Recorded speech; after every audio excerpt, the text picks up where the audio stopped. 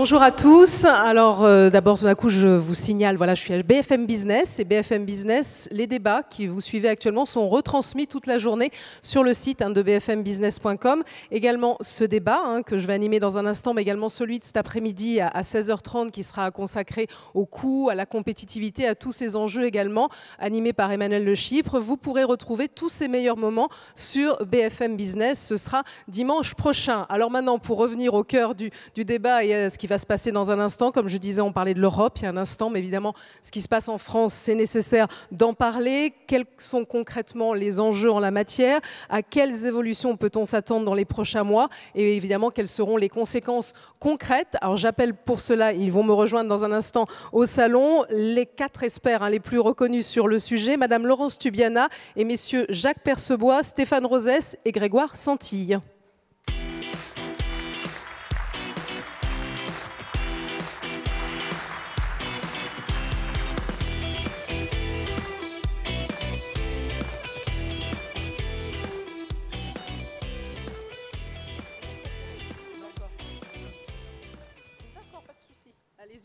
Installez-vous, n'hésitez pas à prendre des micros, donc je vais tous vous présenter.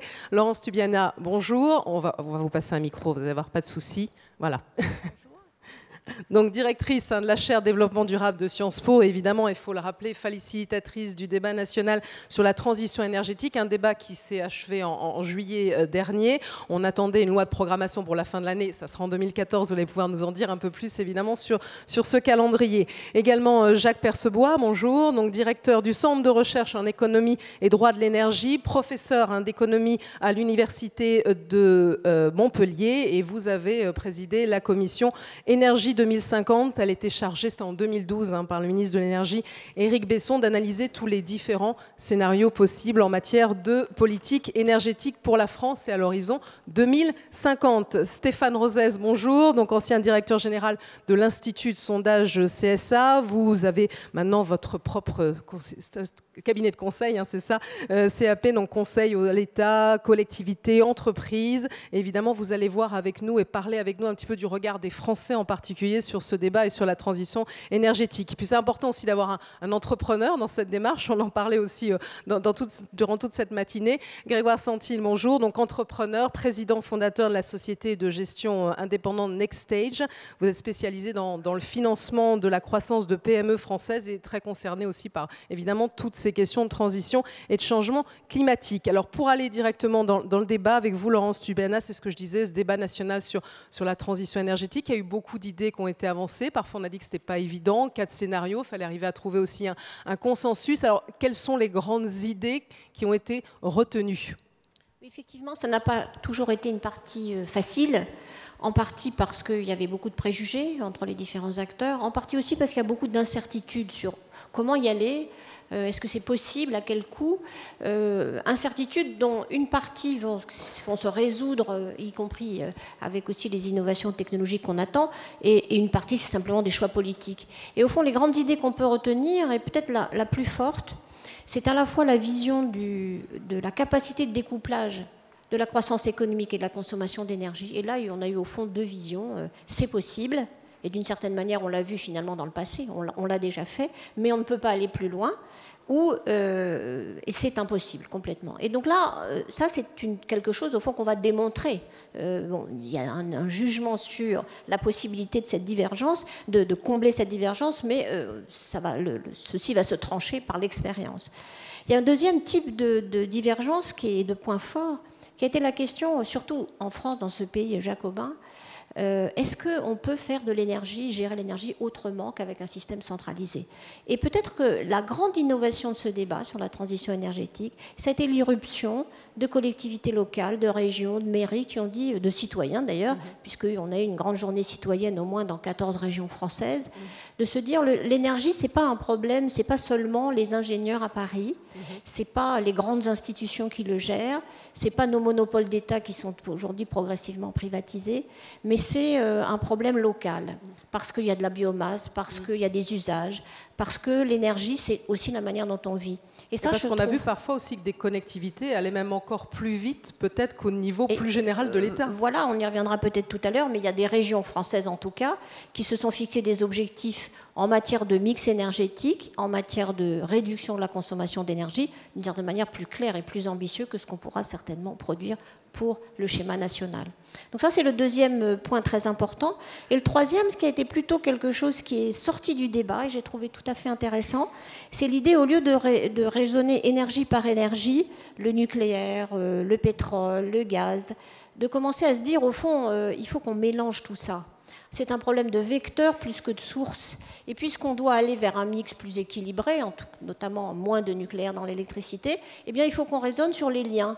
Comment on passe de l'électricité au gaz ou du gaz à l'électricité. Comment on pense le problème non plus par silo et par grandes institutions et systèmes et réseaux, mais comme quelque chose qui doit s'hybrider. Et ça, c'est vraiment... Et là, ça fait vraiment consensus, je trouve, l'innovation de cette discussion dans le débat de la transition énergétique. L'innovation avec quand même l'objectif, on l'a bien senti, qu'il fallait baisser très sensiblement la consommation d'énergie. C'était vraiment... Et puis François Hollande l'a avancé à la conférence environnementale très clairement. Qui n'est pas original. Hein. Tous les pays se posent la même question. Hein. Je reviens de Chine, j'étais en Chine il y a 15 jours.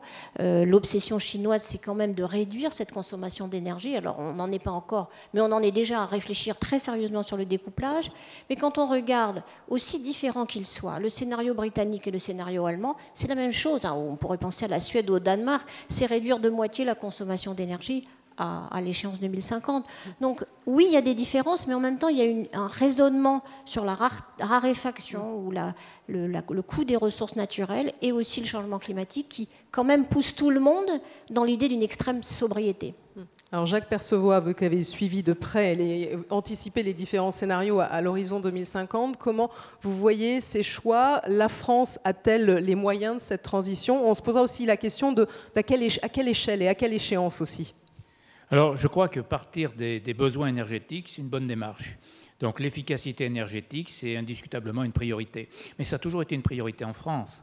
Parce que si vous regardez les piliers de la politique énergétique française, c'est sécurité des approvisionnements, efficacité énergétique et compétitivité de l'énergie. C'est un point important. Alors il y a une spécificité française qui tient un peu à l'histoire. Il faut bien voir que la première transition qu'on a connue, c'est le passage du charbon au pétrole dans les années 60, quand le pétrole était bon marché et le charbon national coûteux. La deuxième transition, c'est quand on est passé au nucléaire après le choc pétrolier. Et à ce moment-là, bien, on a vu émerger ces trois piliers que je viens de citer. Puis on pourrait ajouter qu'aujourd'hui, il y en a un autre, c'est la décarbonisation, c'est-à-dire la priorité donnée aussi au réchauffement climatique. Alors, je crois qu'il y a un potentiel d'efficacité encore important. Si on raisonne en énergie primaire, on le voit sur le graphique, l'énergie nucléaire est la première énergie. Mais si on raisonne en énergie finale, ce sont les produits pétroliers qui sont la première forme d'énergie utilisée. 45% sont des produits pétroliers, l'électricité c'est 22%, le gaz c'est 21%. Donc il y a un potentiel d'efficacité dans les bâtiments, dans le transport. La question c'est à quelle échéance et quel financement. Il faut savoir qui paye. En général d'ailleurs c'est le consommateur qui paye. Alors je crois, si vous voulez, qu'à l'heure actuelle, il y a deux idées qui me semblent importantes. La première idée, c'est qu'on a besoin de toutes les énergies. Alors quand je dis on a besoin de toutes les énergies... Donc cette notion de mix dont parlait Laurence Tubiana, ça c'est vraiment incontournable dans le débat et on a besoin de toutes les énergies. Quand je dis toutes les énergies, c'est y compris le nucléaire et je dirais y compris les hydrocarbures non conventionnels si on en a. Je suis d'ailleurs très content que alors, l'Académie des sciences ait fait sortir il y a quelques jours un rapport qui dit... On ne sait pas s'il faut exploiter les gaz de schiste ou le pétrole non conventionnel, mais regardons si on en a. Je crois que c'est une bonne démarche. C'est-à-dire, au fond, ne pas s'interdire de faire appel à des énergies nationales qui pourraient peut-être être intéressantes. Même si vous voyez que ça fait débat actuellement en France. Oui, actuellement, c'est un débat important. Mais si vous voulez, de même, le nucléaire, je crois que donc, la première idée, c'est on a besoin de toutes les énergies. La deuxième idée, c'est il ne faut pas détruire de la valeur économique. C'est-à-dire, si on a investi dans, par exemple, le nucléaire, tant que les centrales nucléaires fonctionnent, je dirais, il n'y a aucune raison de les arrêter. Aujourd'hui, on voit d'ailleurs qu'on détruit de la valeur économique. On ferme des centrales à gaz qui ont été construites récemment. Ça tient au fait que le marché de l'électricité en Europe ne fonctionne pas très bien. On a quand même des prix négatifs. Si vous voulez, aujourd'hui, les centrales à gaz sont en quelque sorte prises dans un effet de ciseau entre, d'une part, le charbon américain bon marché. À cause du gaz de schiste américain, le charbon américain ne trouve plus de débouchés aux États-Unis, vient en Europe. et en même temps le système des feed-in tarifs pour les renouvelables, qui font que les renouvelables sont prioritaires sur le réseau électrique, et que par conséquent, quand il y a trop d'énergie renouvelable, notamment de vent sur l'Europe, eh bien, le prix de l'électricité baisse, ça n'envoie pas un bon signal pour les investisseurs, et on a même, dans certaines circonstances, des prix négatifs de l'électricité. On paye un consommateur pour vous débarrasser d'un produit devenu encombrant. Alors, on sait bien que dans le domaine agricole, quand il y a trop d'artichauts en Bretagne, des fois on détruit une partie de la production. L'électricité, on ne détruit pas physiquement l'électricité, mais on la détruit sur le plan économique, puisqu'on la vend à des prix négatifs. Donc je crois, si vous voulez, qu'il faut revoir un peu à l'heure actuelle certaines dispositions réglementaires, et notamment, d'ailleurs, je crois que c'est en débat. Le débat sur le système des feed-in tarifs relativement coûteux, c'est un débat central, à mon avis, en Europe. Mais je crois Même si les acteurs des énergies renouvelables vous disent qu'à terme, dans 3, 4, 5 ans, on arrivera à la parité. Oui, mais pour l'éolien onshore, on n'est pas très loin, si vous voulez. On n'est pas très loin de ce qu'était le prix de marché il y a quelques années, c'est-à-dire à 60-70 euros le mégawattheure, ça a un sens. Aujourd'hui, les prix du marché de l'électricité sont en dessous de l'AREN, c'est-à-dire ce qu'on appelait à l'époque le prix plancher de l'électricité sur le marché européen. C'est quand même un problème de fonctionnement du marché. Alors vous l'avez soulevé quand même la question, à quelle échéance aussi? Parce qu'elle revient, je fais réagir aussi Laurence Tubiana, parce qu'on attend un projet de loi. Oui, alors si vous voulez, moi je pense qu'en France, on a une efficacité énergétique qui est déjà relativement bonne. Les Français ont une efficacité bonne, ils émettent peu de CO2 grâce notamment au nucléaire. Alors, bon, je me méfie toujours des chiffres politiques, 20% en 2020, 30% en 2030, 50% en 2050. Heureusement qu'on s'arrête d'ailleurs en 2050, parce qu'après, ça pourrait poser problème. Mais il faut bien voir que c'est coûteux de faire de l'efficacité, parce qu'il y a deux domaines où il faut la faire. Ce sont les bâtiments, mais les bâtiments existants. Les bâtiments nouveaux, on sait faire. C'est l'existant qui coûte cher et qui est difficile à faire. Et puis, c'est le secteur des transports. Je pense d'ailleurs que ce sera plus facile dans le secteur des transports que dans le secteur du bâtiment, parce que c'est le consommateur qui doit payer. Et le rythme de renouvellement des véhicules est plus rapide que le rythme de renouvellement des bâtiments, de l'existant.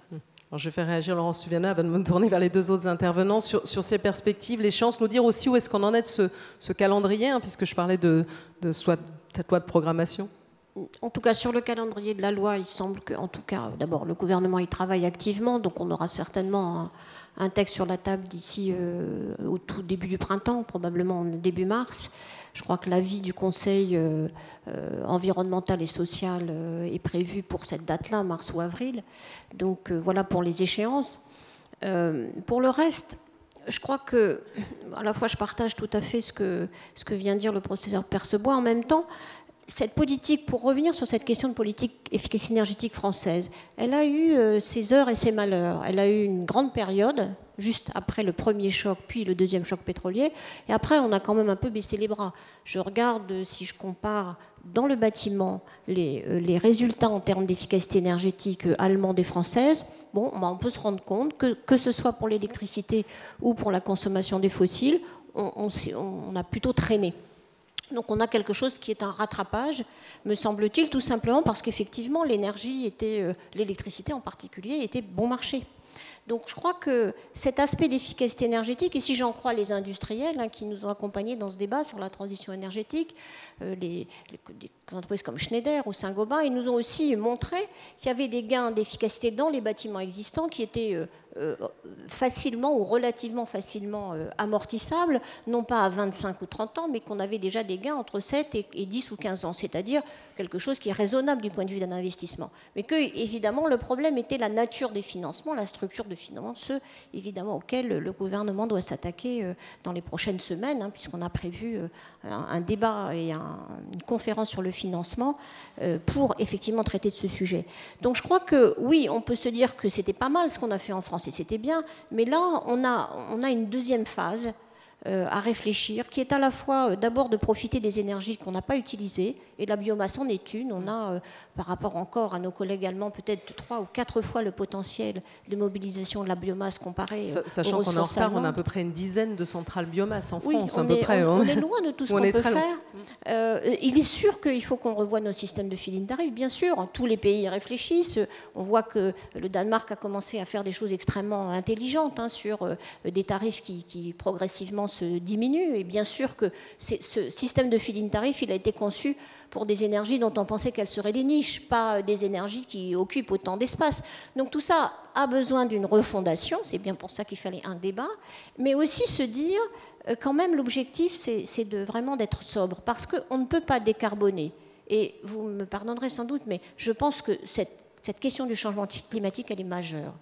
Et qu'on ne peut pas décarboner les économies, quelles qu'elles soient, en Chine comme en France, si on ne réduit pas, si on n'est pas sobre du point de vue de la consommation énergétique, c'est-à-dire qu'on n'arrive pas à, au fond, découpler le PIB de sa quantité d'énergie. Et ça, c'est... Alors, soit on pense que le changement climatique n'est pas un sujet, auquel cas, le débat est plus tranquille, on a le temps, et il faut diversifier pour des questions de sécurité énergétique, soit on pense qu'au contraire, c'est un sujet majeur, et là, oui, il faut qu'on rentre dans un deuxième souffle de cette transition énergétique, même si on a beaucoup d'atouts en France, c'est évident.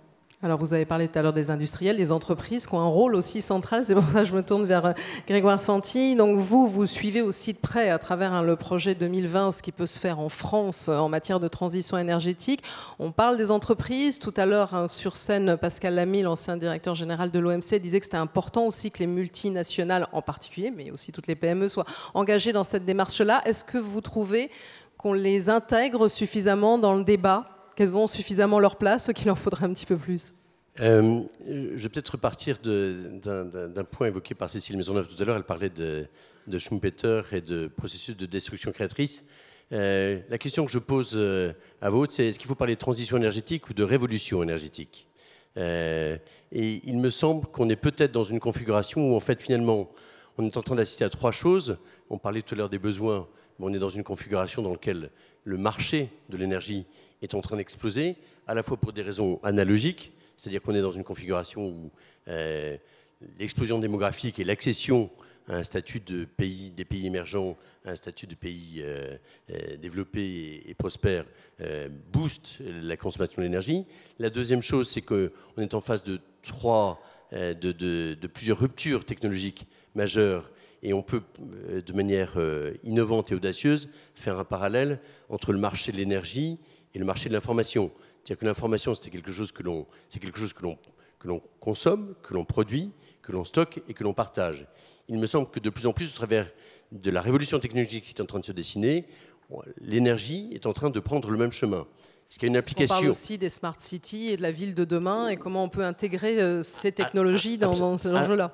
Absolument, mais on voit bien que dans le domaine du stockage, par exemple, les réseaux intelligents, les smart grids, vont être en mesure de transporter à la fois de l'information et de l'énergie. Et donc, ça a une troisième conséquence qui est simple et qui est majeure, c'est que l'énergie, ce n'est pas un problème franco-français, c'est comme l'information, c'est un marché mondial, et donc c'est quelque chose qui doit se traiter au niveau mondial. Et l'autre chose, c'est que l'énergie, et Laurent Tubiana le rappelait à l'instant, qui était quelque chose qui avait été très développé par silo, c'est-à-dire il y a le pétrole, il y a le nucléaire, etc., et de moins en moins un produit, et de plus en plus un service. Donc la clé, c'est comment est-ce qu'on va préempter et intégrer de manière, et je retiens votre image, de manière hybride, les différentes sources d'énergie là-dessus. Et donc dans cette perspective-là, ce qui est sûr, c'est qu'en France, on a des champions mondiaux qui sont, et c'est intéressant, de nature différente. C'est aussi bien Total qu'EDF, que GDF, que Schneider Electric, qui avait joué un rôle majeur dans les années 75 dans le domaine nucléaire et qui joue un rôle majeur aujourd'hui dans le domaine de l'électricité intelligente, et ils font des choses qui sont absolument remarquables. Avec l'idée de développer des filières, on parlait de l'éolien offshore, on sait à quel point c'est lourd, on avait aussi des consortiums se créer, même entre grands groupes, et se dire on peut créer une filière. Mais ça montre aussi une chose, c'est que le marché de l'énergie, c'est pas quelque chose qui est seulement décidé par les États ou par l'Europe. C'est quelque chose qui est aussi mis en œuvre par des initiatives entrepreneuriales, par des innovations, et que c'est un des éléments clés qui a assuré le succès de la France depuis 50 ans dans la matière, et que l'oublier aujourd'hui serait une insulte à l'avenir. Et d'ailleurs, quand on voit les études de près, certains disent aussi que le financement, le privé, aura un rôle central à jouer, puisqu'on parlait de financement aussi, dans ces enjeux de transition énergétique. Et je pourrais vous donner des exemples, un exemple concret tout à l'heure. On est investisseur, on est dans une entreprise qui est le premier acteur en Europe dans le domaine, appelons ça la performance environnementale ou de la transition énergétique, qui s'appelle Greenflex, qui a 4 ans, qui va faire 100 millions d'euros de chiffre d'affaires, qui est sans doute dans le domaine de l'énergie ce que Criteo est dans le domaine des technologies de l'information, Mais ce qui est intéressant, c'est que l'enjeu, c'est de se développer au niveau mondial. Aujourd'hui, les entrepreneurs et les PME, quand ils ne se développent pas sur un marché franco-français. Ils se développent à l'échelle mondiale. Et donc Pascal Lamy avait raison de souligner que le chasser en meute dans le domaine de l'énergie, il est vital pour l'avenir. Je crois que vous voulez dire juste un mot, et je ne vous oublie pas, Stéphane Rosset, je vous passe la parole après, Laurence Tubiana. Et pour ça, on pourrait peut-être se dire, mais pourquoi faire tout ça en France, faire encore plus mais quand on regarde ce qui se passe dans le monde, eh bien, tout le monde est en train d'y réfléchir à cette transition. En fait, c'est bien une révolution énergétique, sauf que le mot fait peur. Donc il vaut mieux dire transition parce que ça a l'air plus tranquille. Et puis au fond, comme ça va prendre du temps, on aura le temps de s'organiser. Certains parlent de troisième révolution industrielle. Absolument. Et du coup, il y a vraiment quelque chose de... Il ne faut pas regarder que le sol français. Tout le monde se pose les problèmes des technologies très effectivement, très futuristes, comme l'éolien offshore. Bien sûr, c'est dans la mer du Nord, mais c'est au Danemark, mais c'est aussi en Chine. Il y a, je crois, une dynamique dans le secteur de l'énergie, des énergies vertes, qui est, je crois, on n'a qu'à regarder le volume d'investissement aujourd'hui. La Chine aujourd'hui est le premier investisseur mondial en matière de technologie verte dans l'énergie et dans quelques autres domaines aussi. Et ce qui fait que, eux, ils parient sur cette dynamique. Alors, la question, c'est est-ce qu'on est en meute, y compris les entreprises et y compris des pays, ce qui fait que tout ça va coûter moins cher si on fait ça, ou bien on commence à hésiter à se dire ah mais non, finalement, on a trop fait, il vaut mieux qu'on s'arrête. Alors Stéphane Rosset, avec vous, on va parler justement des Français dans ce débat-là, parce que c'est vrai aussi, c'est un débat qui a été national aussi, il y a eu des débats dans les territoires, on a sensibilisé aussi les citoyens. Alors justement, est-ce que les Français se sentent concernés, impliqués? Quelle est leur vision aussi de la transition énergétique et de l'énergie? Ils se sentent concernés, leur attitude générale est une attitude qui dit très nettement il faut aller vers la transition énergétique. 85% pensent que c'est urgent, dont 40% très urgent. Et en même temps, ils sont un peu dans l'expectative, ils ont du mal à se saisir du débat. Pour 70% d'entre eux, ils admettent qu'ils ont du mal à en voir les éléments. Alors d'où vient cette attitude et cette posture générale? Elle vient d'abord du fait qu'ils ont entendu dire et ils sont convaincus qu'il va y avoir un problème de ressources et de cherté des énergies par la limitation. Deuxièmement, dans l'attitude à l'égard de l'environnement, ça a été dit, c'est la question climatique qui a fait changer le rapport des Français aux questions environnementales. Car la question climatique, avec son caractère à terme dramatique pour les sociétés, a été une sorte de déclic que la question de l'environnement, ce n'était pas seulement un supplément d'âme, mais c'était une question vitale. Troisième élément, les débats ont été relativement portés politiquement, mais ils se sont focalisés sur la question du nucléaire durant la dernière présidentielle.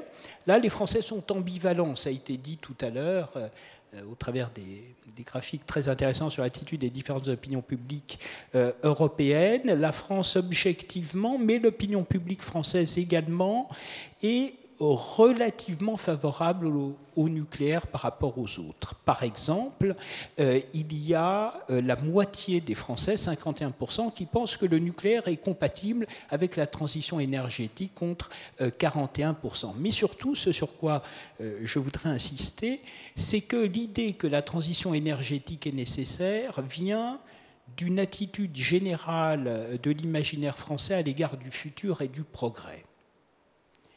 Comme les individus n'arrivent plus à se projeter dans un avenir meilleur du fait de ce qu'ils redoutent dans les évolutions économiques, ils vont chercher dans la question de la transition énergétique une promesse qu'il pourrait y avoir un autre type de développement économique faisant converger les nécessités économiques, les contraintes environnementales et puis mon rapport aux autres. Et donc l'idée même du bonheur, du progrès, de la réussite est en train de changer. Alors ce qui fait qu'il ne se l'approprie pas réellement, concrètement, au quotidien, même si j'étais expert lors du débat sur la transition énergétique, quand en région on met des citoyens lambda dans le débat, ils y vont tout de suite, c'est que comme tout dépend du politique dans les représentations des Français, on attend des politiques qui puissent nous dire voilà ce que l'on souhaite que la société soit dans 10-20 ans, ou que les Français eux-mêmes le disent.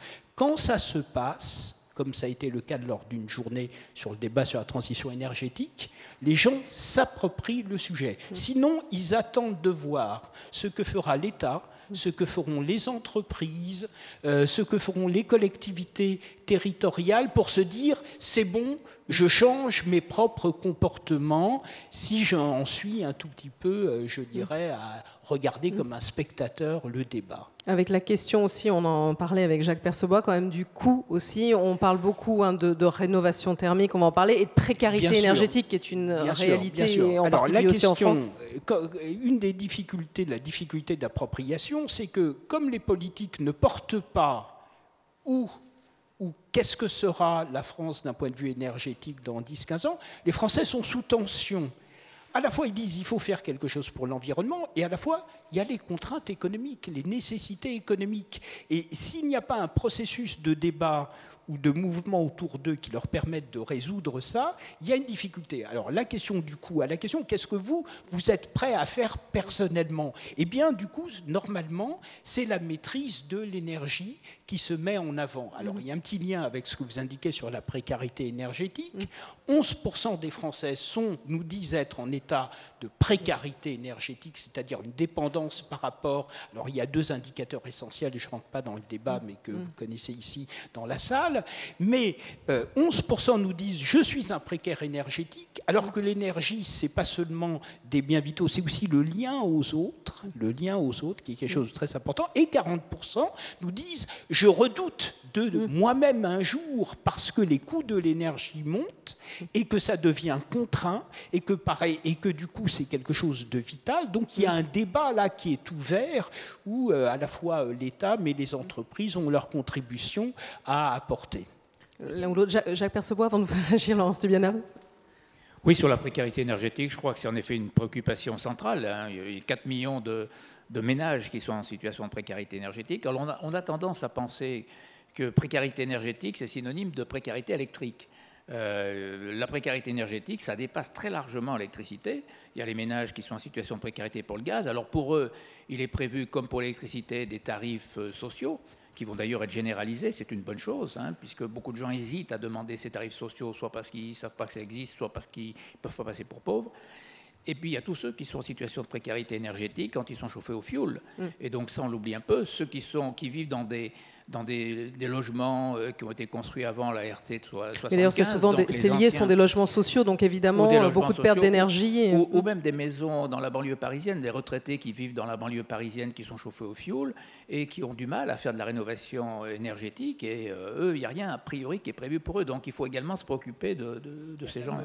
Oui, Stéphane Rosès. La mobilité, point tout à fait important, notamment j'ai mené une grande étude récemment dans les zones dites urbaines, où des populations ont dû s'éloigner des centres-villes pour accéder au logement et qui se trouvent, qui ont le sentiment que du coup elles sont piégées et dans une difficulté également. Donc effectivement, vous avez raison de dire que la précarité énergétique, c'est l'ensemble des énergies. Et ça a d'ailleurs été tout à fait remarquable. A priori, quand on est rentré dans ce débat sur la transition, on pouvait craindre cette opposition.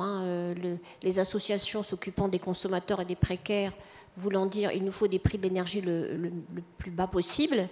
Et évidemment, pour rentabiliser, pour raisonner cette transition énergétique et aboutir à une maîtrise de l'énergie, il faut forcément des prix plus élevés. Et contrairement à cette opposition, il s'est passé tout à fait quelque chose de différent, où les associations de précaires ont été les premières à dire il faut qu'on sorte de la logique des tarifs sociaux.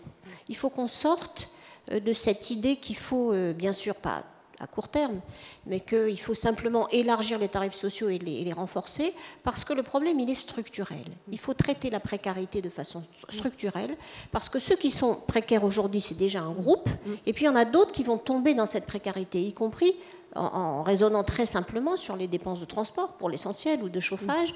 Et donc, il faut bien traiter cette rénovation des bâtiments, par exemple, ou ce problème de mobilité contrainte, comme une manière de traiter, au fond, la précarité énergétique. D'où l'idée, d'une part, de bouclier énergétique, et l'idée qu'il faut d'abord s'intéresser à la rénovation des bâtiments des plus pauvres pour traiter cette question au-delà de se cantonner aux tarifs sociaux. Et ça, 500 000 logements, pour le rappeler, à l'horizon 2017. J'ai trouvé que c'était un changement de perspective complètement, vraiment très, très intéressant. Je vais faire réagir Grégoire Santil, puis on va terminer et réagir globalement aussi sur la place de la France, finalement, dans tous ces choix dont on parlait tout à l'heure énergétiques. On a bien compris la nécessité du mix, la place des territoires qui est centrale, le local aussi qui sera important, le financement aussi. Grégoire Santil, et puis après les uns et les autres, votre ressenti sur la France et sa position peut-être particulière. Moi, je voudrais peut-être revenir sur... on parlait tout à l'heure de troisième révolution industrielle. Je voudrais peut-être revenir sur un arbre qu'on a dessiné et je voudrais partager avec l'Union, si c'est possible, qu'on le revoie. Et qui montre... Parce que je crois qu'il faut qu'on fasse attention de regarder la réalité en face. C'est-à-dire que, la demande d'énergie, elle explose. Elle explose au niveau mondial, mais paradoxalement, elle progresse aussi encore en France. Regardez tout simplement tout ce que nous consommons.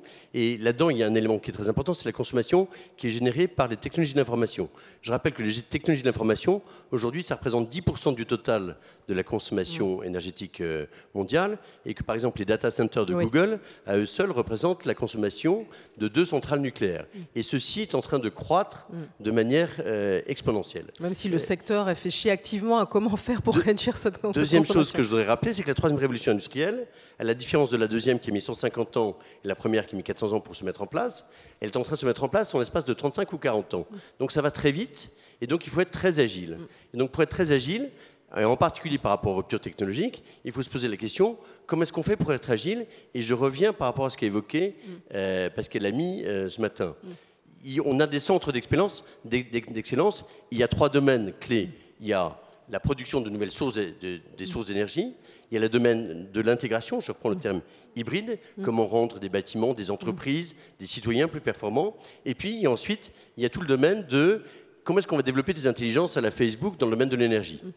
C'est ça les 3 domaines. Donc il y a des choses absolument remarquables. Et sur lesquelles on a du potentiel en France, on a des start-up qui travaillent, et je fais un parallèle. Je fais un parallèle. C'est Serge Kampf qui avait inventé et créé Capgemini dans les années 60, et sur le savoir-faire français en matière d'intégration de services dans le domaine de l'informatique. Je crois qu'un des savoir-faire français va être dans ce domaine-là. Et on a bien vu que Schlumberger dans le domaine de l'extraction, eh bien c'est sur ça qu'il faut qu'on investisse dans l'économie du XXIe siècle. Et c'est ça qui assurera la compétitivité et la capacité à générer des coûts très performants pour l'ensemble des Français, y compris ceux qui sont en situation de précarité. Alors Stéphane Rosès aussi sur la France, la position de la France. Beaucoup de choses viennent d'être dites, effectivement. Lorsqu'on interroge les investisseurs étrangers sur les atouts de la France, il y a 2 éléments qui touchent notre secteur. Le premier, très certainement, la question du coût de l'énergie. Favorable, ce qui est un élément. Mais en même temps, effectivement, le fait que les Français en matière d'énergie sont tout à fait précurseurs. Et ça vient d'un aspect du génie français qui remonte loin dans notre histoire, qui vient de notre capacité à innover, à trouver, à se projeter dans l'avenir. Et là, je trouve, par exemple, sur la question de la recherche sur le gaz de schiste, qu'il y a une panne de notre pays, mais qui est une panne d'avenir. C'est-à-dire les Français peinent, et nos dirigeants, toute sensibilité confondue, et nos élites de façon générale, peinent à dire ce qu'est la mutation du monde, peinent à dire ce qu'est le monde, peinent à dire les atouts de notre pays. Hein. La réaction, c'est plutôt de dire la difficulté d'aller vers un changement de modèle. Oui, parce que c'est lié. La tendance spontanée de nos élites, maintenant, c'est de dire que c'est l'extérieur qui nous imposerait. Mais ce faisant, on éteint le génie français, qui est justement la capacité à se projeter dans l'avenir. Donc nous avons des atouts, nous avons un modèle, nous avons une façon de faire.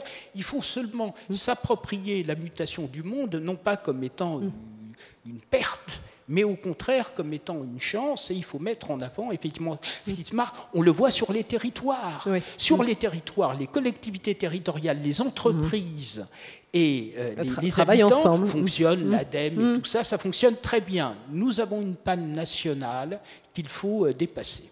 Jacques Persemois. Oui, je dirais 2 choses. La première, je crois que ce qui fait la force de la politique énergétique française depuis la Seconde Guerre mondiale, c'est qu'on a toujours eu une vision industrielle des choix énergétiques. Ce qui explique d'ailleurs qu'on ait des entreprises performantes aussi bien dans le pétrole, dans l'électricité que dans le gaz. Je crois qu'aujourd'hui, ce qui manque probablement en France, mais peut-être la réponse est-elle européenne, c'est la même politique industrielle dans le domaine des renouvelables. C'est-à-dire qu'en fait, il faut que le choix énergétique des renouvelables soit adossé en quelque sorte à une stratégie industrielle au moins européenne.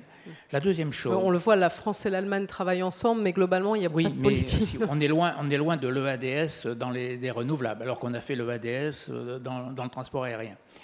La deuxième chose qui me semble importante, c'est qu'il ne faut jamais perdre de vue que le prix de l'énergie, quelle que soit l'énergie, c'est un coût pour le particulier, mais aussi pour les entreprises, c'est un signal pour l'investisseur demain. Et aujourd'hui, on le voit bien d'ailleurs, les Allemands, ils font payer leur transition par le consommateur domestique, pas par le consommateur industriel, ou moins par le consommateur industriel. Ils épargnent les très gros industriels. Donc je crois qu'il ne faut pas perdre de vue que quand on a la chance d'avoir des énergies qui sont bon marché aujourd'hui, ou moins coûteuses que le reste de l'Europe ou le reste du monde, et qu'on a aussi peut-être la chance d'avoir demain d'autres énergies qui peuvent être compétitives, il ne faut pas s'en priver. D'ailleurs, il suffit de regarder, on l'a dit suffisamment ce matin, ce qui se passe aujourd'hui aux États-Unis avec les hydrocarbures non conventionnels, pour voir que sur le plan international, eh bien, la compétitivité industrielle va dépendre très largement des choix énergétiques qui seront faits. Le mot de la fin pour Laurence Tubiana avant les questions. Ne serait-ce que, en tout cas, moi je souhaite personnellement, c'est une opinion personnelle, qu'on traite cette question de l'étude sur les gaz de schiste de façon sérieuse, parce que sinon on a un débat théorique, donc je vous rejoins. Ça serait vraiment bien qu'on ait cette discussion sérieuse. Et on s'apercevra d'ailleurs, c'est probable, hein, je crois que les spécialistes ici de Total le savent bien, on n'aura pas de miracle, ce ne sera pas un game changer, comme l'a dit la directrice du centre énergie de l'IFRI, mais au moins qu'on arrête d'avoir ce débat fantasmatique. Donc moi, je suis pour ça, qu'on ait un débat clair et précis. Pour le reste, je crois que pourquoi tous les pays européens aujourd'hui mettre l'accent sur la maîtrise de la demande de l'énergie, c'est pas parce qu'on n'aura pas besoin d'énergie demain. Au contraire, on aura sûrement besoin, et vous le disiez très bien, les industries, les technologies de l'information, elles sont et elles vont être de plus en plus consommatrices d'énergie. C'est que le temps qu'on trouve là, que la troisième révolution industrielle, elle se mette en place, il nous faut gagner du temps. Enfin, bien sûr, contre la lutte contre le changement climatique. Il nous faut gagner du temps. C'est pour ça que la maîtrise de la demande de l'énergie, donc la sobriété de cette période, elle est importante pour préparer demain avec des énergies propres, avec des énergies qui ne seront pas carbonées. Et c'est ça. Il faut qu'on articule des temps différents parce que notre modèle est assez inerte, hein, il bouge lentement, mais aussi, et je trouve que ça c'est sain du point de vue français, on a une très bonne politique énergétique, c'est le moment aussi de la refonder, de la renouveler. Il n'est pas, je dirais, sécure de dépendre autant du nucléaire pour l'électricité. C'est bien de diversifier, c'est bien à la fois de se servir des atouts et en même temps de participer à cette révolution qui s'annonce. Donc je crois que c'est pour cela que la maîtrise de la demande, c'est la manière de nous faire gagner du temps pour que ces innovations technologiques se mettent en place. Bon, on a vu à quel point le débat était riche et complexe aussi. Il y a sûrement, on nous suit sur le site en direct, bfmbusiness.com, mais il y a aussi des questions sur Twitter. Donc éventuellement, si une question s'affiche, qu'on pourrait lire, une question Twitter. Alors, qui doit payer le coût de la transition énergétique en France? Grégoire Santi. Moi, je crois que la meilleure manière de faire payer le coût, non pas de la transition énergétique, mais de la révolution énergétique, c'est de faire en sorte qu'on soit capable, à l'image de ce que Jacques Percebois rappelait, on a réussi à se doter d'une industrie de l'énergie, non seulement dans les différents silos, mais aussi que ce soit les Schlumberger, que ce soit les Schneider, etc. Et je crois que la meilleure manière, c'est de l'amortir à un niveau mondial. C'est une évidence économique dont il faut absolument qu'on mette ça au cœur de notre ambition. Et c'est comme ça qu'on arrivera à être le plus compétitif sur le plan des coûts. Mais par contre, ça va nécessiter beaucoup d'investissements et il faut s'organiser et s'y préparer.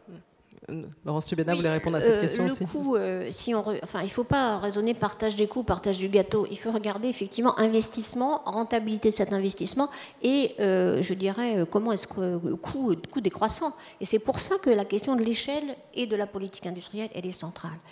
Je crois qu'on est, ça va être difficile, mais on est au moment où on peut déclencher une politique industrielle européenne sur le sujet, tout simplement parce que la situation de désorganisation est trop flagrante, et on peut explorer, à mon sens, avec un certain nombre de pays émergents, des chemins de coordination en matière de politique industrielle énergétique. Au fond, l'affaire photovoltaïque sino-européenne, c'est l'exemple de la non-coordination, mais c'est aussi l'exemple de la manière dont on peut voir comment on fait baisser les coûts des panneaux. Donc je crois que c'est dans cette direction-là qu'il faut aller, et aussi de trouver des solutions de financement qui soient adéquates. Je reviens sur un exemple quand même qui est frappant.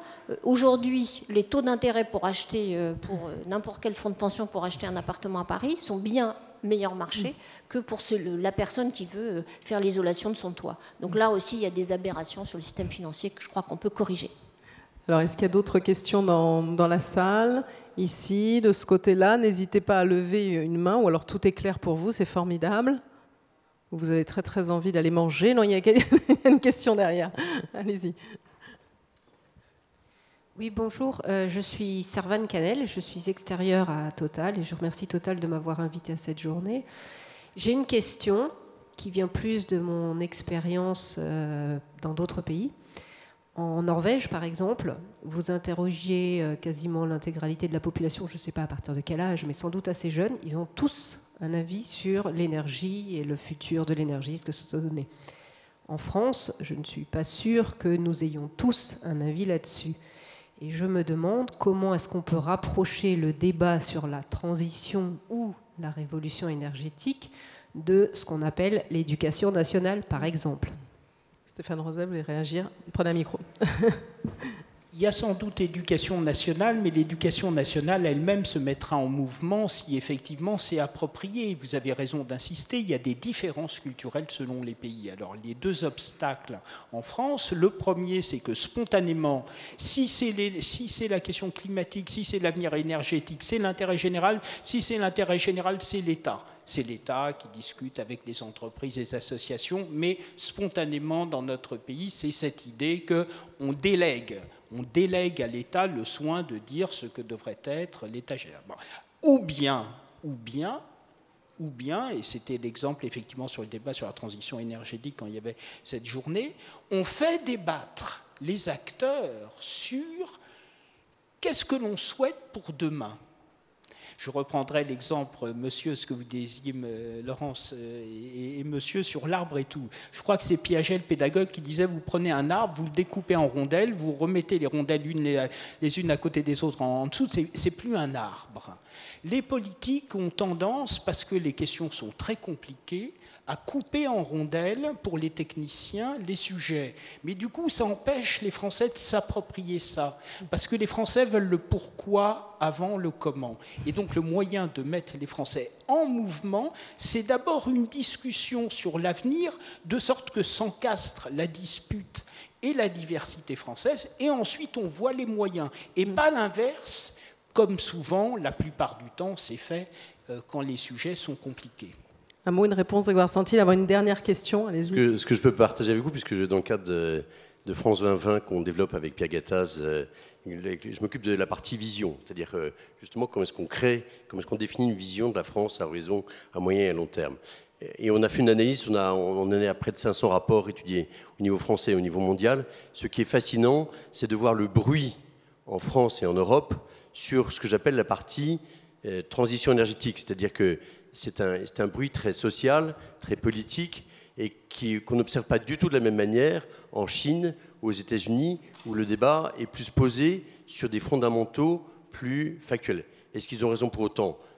Surtout, la réponse est non, parce que par opposition, je travaillais ce week-end sur la carte des émissions de CO2, on s'aperçoit qu'on est dans une situation où la France est hyper performante au niveau mondial par rapport à la Chine, par rapport à l'Allemagne, par rapport aux États-Unis. Et donc, en fait, il faut qu'on arrive à rationaliser et à objectiver le débat là-dessus, pas uniquement sur les critères sociaux ou politiques, mais sur des critères objectifs. Une dernière question de monsieur, allez-y. Bonjour, je suis monsieur Fortin, du responsable de développement d'une petite entreprise qui s'appelle Prime Énergie, et j'ai aussi la chance d'être au comité consultatif des actionnaires du groupe. J'avais une double question. On parle en France d'efficacité énergétique, on ne parle jamais de performance énergétique. L'efficacité, c'est une partie. Il y a des contrats de performance énergétique. Il y a des contrats de performance, mais on oublie, je pense, l'efficience. Et quand M. Percebois, tout à l'heure, disait qu'en France, on avait plutôt une bonne efficacité, je m'interroge quand même, à un moment où la thématique, c'est la transition énergétique. On parle d'un système pour aller vers un autre. Est-ce que tous les coûts associés au système actuel, et je pense à la production d'électricité intégrant notamment le nucléaire, combien va coûter en fait le coût du démantèlement des centrales? Je ne suis pas sûr qu'aujourd'hui en France, il soit vraiment intégré dans l'électricité que nous payons. Qu'est-ce qui fait qu'aujourd'hui en France encore, on a une caractéristique unique, c'est de promouvoir encore dans des programmes récents du chauffage électrique, à un moment où on nous demande de nous éclairer avec du chauffage LED ou fluocompact. Le chauffage électrique, je pense que c'est une ineptie. Donc voilà, sur ce point-là, c'est une question. Vous soulevez beaucoup de questions. Peut-être une réponse? Jacques Percebois, allez-y. Oui, alors en 30 secondes, ça va être difficile de répondre à une question, je dirais, aussi complexe. Je vous renvoie simplement au rapport de la Cour des comptes sur le coût du nucléaire. Je crois que c'est un rapport relativement objectif qui dit que le coût de démantèlement et le coût de gestion des déchets est pris en compte. Il est faux de dire que ce n'est pas comptabilisé. Par contre, la Cour des comptes ajoute tout de suite un bémol. Il n'est pas certain que les provisions qui sont faites à l'heure actuelle suffiront à financer et le démantèlement et la gestion des déchets. Mais il est faux de dire qu'on n'en tient pas compte. Alors on pourrait dire ça sur toutes les énergies. Le problème des externalités, c'est un problème qui se pose bien sûr avec le nucléaire, mais ça se pose avec tout. La preuve, c'est que quand il y a eu une défaillance de marché avec le CO2, on a dit on va faire un marché de la défaillance, on a mis en place un marché du CO2. Je pense qu'aujourd'hui, ce marché ne fonctionne pas très bien. Il serait probablement meilleur d'envoyer un bon signal à travers une taxe sur le CO2. Ça, ce serait un bon signal pour lutter contre le changement climatique.